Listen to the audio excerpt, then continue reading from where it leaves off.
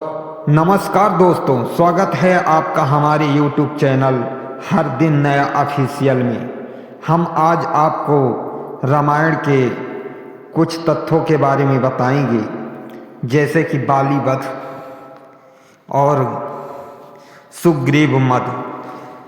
कैसे बाली का वध भगवान राम करते हैं और सुग्रीव का राज तिलक करते हैं, तो कैसे उसको मद हो जाता है।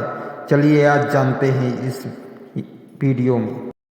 और यह वीडियो में हम यह भी जानेंगे कि राम ने बाली का ही वध क्यों किया, सुग्रीव से मित्रता क्यों की।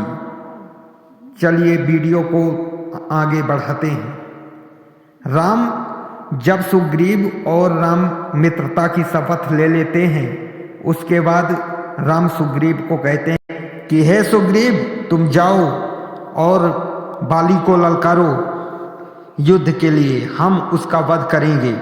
भगवान राम मित्रता की परिभाषा देते हुए कहते हैं कि मित्र वही है जो दुख सुख दोनों बांटे, इसलिए हम पहले आपके दुख बांटेंगे, इसके बाद सुख बांटेंगे।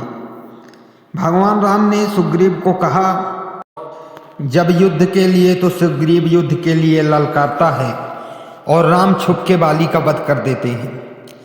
राम जब बाली को मार देते हैं तो बाली पूछता है, हे राम, मैं बैरी और सुग्रीव क्यों पियारा हो गया तुमको, और तुमने छुपकर मुझे क्यों मारा।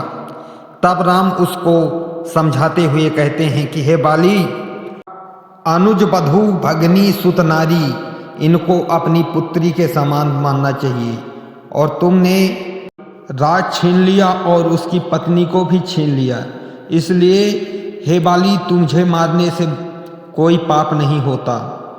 इससे हमें यह सीख मिलती है कि इस प्रकार कोई दुराचार करे तो उसका वध करने से कोई पाप नहीं लगता, भगवान राम ने कहा है। फिर भगवान राम ने लक्ष्मण को कहकर सुग्रीव का राज तिलक करवा देते हैं। सुग्रीव राजमद में इतना विलीन हो जाता है कि वो अपना कर्तव्य भूल जाता है कि मुझे क्या करना है क्या नहीं करना है। फिर राम भगवान ने लक्ष्मण को कहा कि हे लक्ष्मण, तुम जाओ और सुग्रीव को राजमद से बाहर निकालो।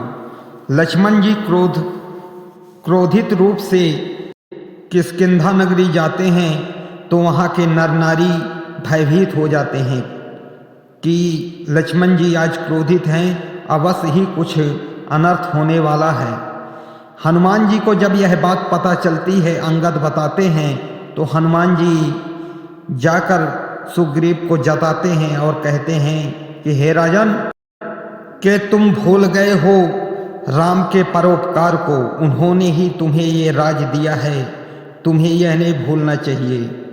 सुग्रीव क्षमा प्रार्थना मांगते हुए लक्ष्मण जी के पास दौड़ा चला आता है और जाकर राम से भी क्षमा मांगता है। फिर इसके बाद सुग्रीव ने वानरों की सभा बुलाई और उनको सीता के खोज के लिए चारों दिशाओं में भेज दिया। इस कथा से हमें यह पता चलता है कि राजा कोई भी हो, उसे राजमद में नहीं रहना चाहिए। अगर वह राजमद में है और जनता को पता चल रहा है, तो उसे याद जरूर दिलाना चाहिए कि वह राजमद में है। वीडियो अगर उपयोगी और अच्छी लगी हो तो लाइक जरूर कर दिया करें। धन्यवाद। जय श्री राम।